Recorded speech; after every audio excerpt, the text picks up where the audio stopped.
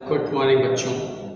आज हम लोग क्लास 12 में जीव विज्ञान का जो चैप्टर था स्वास्थ्य एवं हम लोगों ने पढ़ा स्वास्थ्य एवं रोग के बारे में हम लोग पढ़ रहे थे। तो हम लोग पढ़ रहे थे स्वास्थ्य एवं रोग के बारे में, जिसमें हम लोगों ने काफ़ी सारी डिसीज़ के बारे में चर्चाएं की थी। और आज हम लोग चर्चा करेंगे अमीबाइसिस डिजीज़ के बारे में। ठीक है, अमीबाइसिस डिजीज़ के बारे में आज हम लोग चर्चा करेंगे। ठीक है, तो अमीबाइसिस जो रोग है, ठीक है, ये किसकी वजह से होता है, किसके संक्रमण से होता है ना।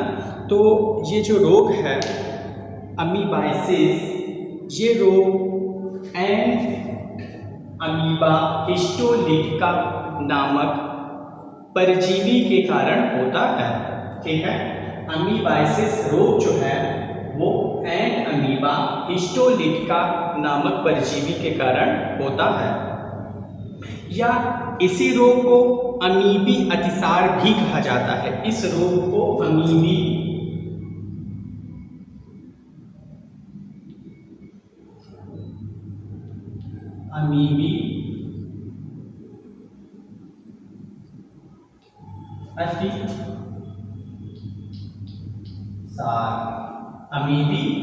अतिसार भी कहा जाता है।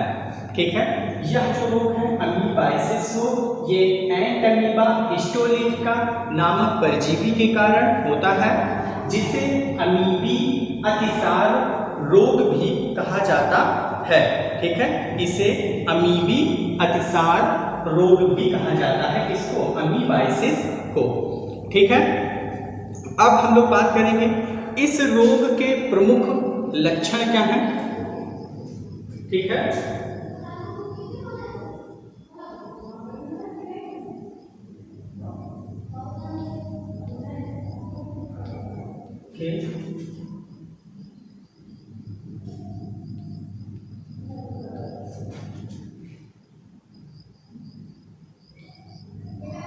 लक्षण। ठीक है, रोग के प्रमुख लक्षण क्या है।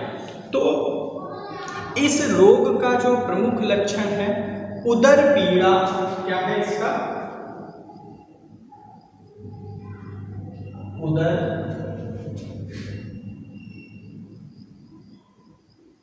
पीड़ा। ठीक है, इस रोग के प्रमुख लक्षण क्या है, उदर पीड़ा। ठीक है, ऐंठन,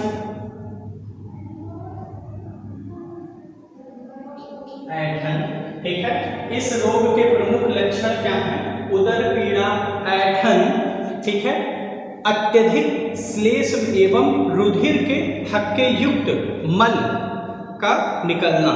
ठीक है, इस रोग के जो प्रमुख लक्षण हैं, उदर पीड़ा होगी, पेट में क्या होगी, ऐंठन होगी, तथा श्लेष्म के साथ मल निकलेगा। किसके साथ, श्लेष्म, किसके साथ, श्लेष्म के साथ मल का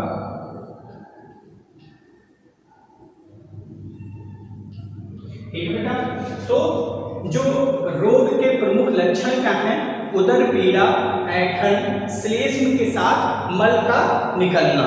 ठीक है, ये इसके क्या हैं, प्रमुख लक्षण हैं। अब इस रोग का वाहक, तो इस रोग का वाहक क्या है, इस रोग का वाहक, तो इस रोग का जो वाहक होता है वो क्या होती हैं, घरेलू मक्खियां होती हैं। कौन होती हैं,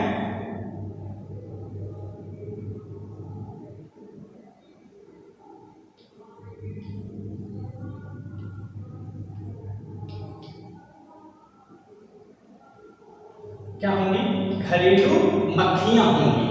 रोग का वाहक क्या है? घरेलू मक्खियां। ठीक है, इस रोग की जो वाहक हैं वो घरेलू मक्खियां होती हैं। ठीक बेटा, तो हमने पढ़ा इस रोग के प्रमुख लक्षण क्या हैं। तो इस रोग के प्रमुख लक्षण उदर पीड़ा, ऐंठन, श्लेष्म के साथ मल का निकलना। और इस रोग का वाहक क्या है? तो इस रोग का वाहक क्या है? घरेलू मक्खियां होती हैं। ठीक है, अब इसका संक्रमण दूषित, अब इसका संक्रमण कहाँ होता है? तो इसका जो संक्रमण है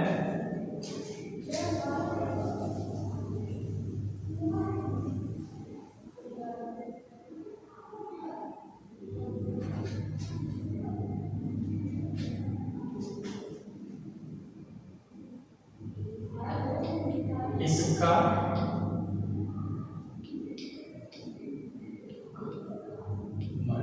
देखो बेटा, इसका संक्रमण जो है कहाँ होता है? तो इसका संक्रमण दूषित खाद्य पदार्थों में, कैसे, इसमें दूषित किसमें होगा? दूषित खाद्य पदार्थों में होगा। खाद्य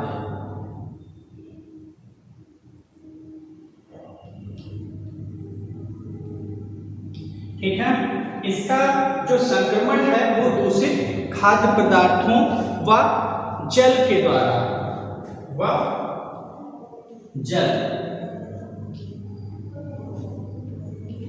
के द्वारा। ठीक है, तो हमने जाना अमीबाइसिस क्या है। तो हमने बताया ये एंट अमीबा हिस्टोलिटिका के परजीवी के कारण होता है। इसे अमीबी अधिसार भी कहा जाता है। फिर बताया रोग के प्रमुख लक्षण हमने बताया। तो हमने बताया उदर पीड़ा, ऐंठन, ठीक है, और श्लेष्म के साथ मल, ठीक है, श्लेष्म के साथ मल का निकलना। ठीक, फिर इसका संक्रमण तो दूषित खाद्य पदार्थों में होता है और जल के द्वारा भी ये जो है संक्रमण फैलता है। तो हम लोगों ने ये पढ़ा। अब उसके बाद आगे क्यों पढ़ेंगे? फाइलेरिया, हाथी पांव। ठीक है, अब उसके बाद हम लोग कौन सा रोग पढ़ेंगे? फाइलेरिया के बारे में पढ़ेंगे।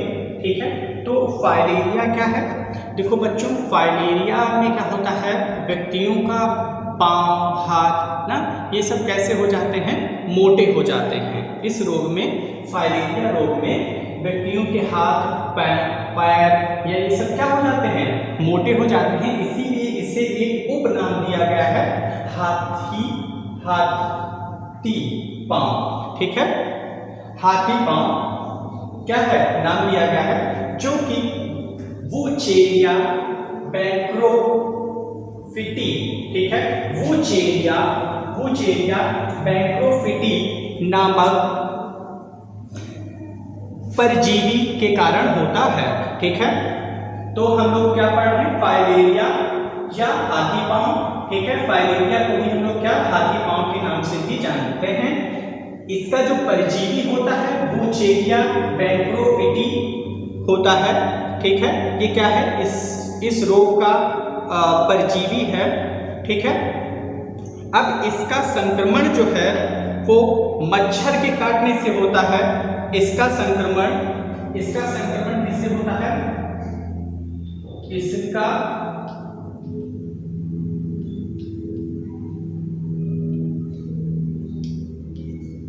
इसका संक्रमण कैसे होता है?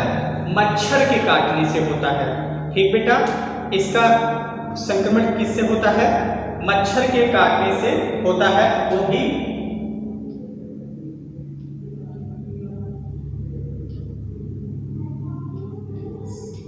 किस मच्छर के कारण?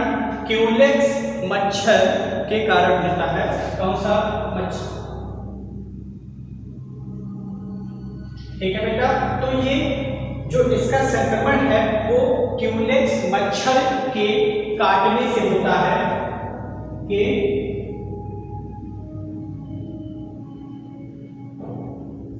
काटने से। ठीक है। तो फाइलेरिया जो है उसका जो परजीवी है वो वुचेरिया पैंक्रोफिटी है, ठीक है। इसका जो संक्रमण होता है बच्चों वो क्यूलेक्स मच्छर के काटने से होता है, ठीक है। अब वो मच्छर कैसा होना चाहिए? क्यूलेक्स मच्छर कैसा होगा? मादा मच्छर होगा। कैसा? मादा। हम लोग जानते हैं कि अधिक जो मच्छर होते हैं वो उनमें मादा मच्छर ही क्या करती है? किस काटती है, और नर जो मच्छर होते हैं वे केवल भुनभुनाते हैं। जब हम लोग सोते हैं देखा होगा कि कान के बगल में जो मच्छर भुनभुनाया करते हैं उन्हें हम लोग नर मच्छर कहते हैं, और जो काटने का कार्य करते हैं उन्हें मादा मच्छर कहते हैं। इससे हम लोग जानते हैं, इससे पता चलता है कि जो मादा मच्छर है वो ज़्यादा खतरनाक है, जबकि नर मच्छर जो है वो कम खतरनाक है, क्योंकि वो हमें किसी भी प्रकार का कोई रोग नहीं फैलाते हैं, क्योंकि वो काटेंगे ही नहीं तो रोग कौन सा फैलेगा। तो जो है फाइलेरिया या हाथी पांव जो रोग है उसका संक्रमण है क्यूलेक्स मादा मच्छर के काटने से इसका संक्रमण होता है, ठीक है। अब आगे हम लोग पढ़ते हैं इसके संक्रमण से क्या होता है, इसके संक्रमण मतलब इसके लक्षण क्या हैं, ठीक है। इस रोग के लक्षण क्या हैं? तो इस रोग के लक्षण हम लोग पढ़ेंगे ना। इस रोग के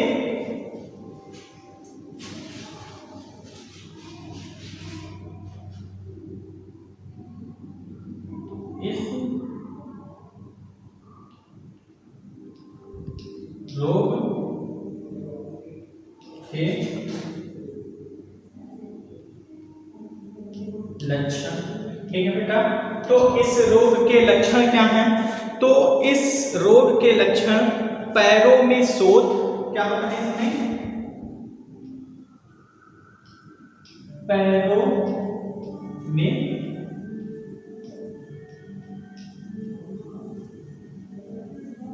में शोथ, मतलब पैरों में शोथ का मतलब पैर कैसे हो जाएंगे? फूल जाएंगे। पैरों में शोथ एवं जननांग कैसे होंगे? विभिन्न जननांग में क्या होगी? विविधता आ जाएगी। क्या?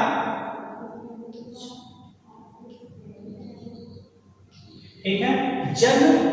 जननांग में क्या होगा? इसमें विविधता आ जाएगी। क्या आ जाएगी? विविधता।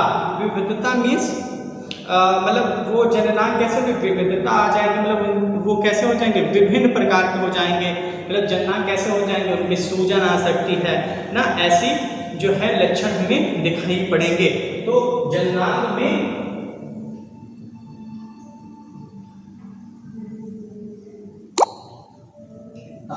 ठीक है, जननांग में विविधता आ जाएगी, ठीक। इस रोग के रोकथाम के लिए डाइथाइल कार्बाजीन की खुराक दी जाती है। इसमें क्या होती है? इस रोग में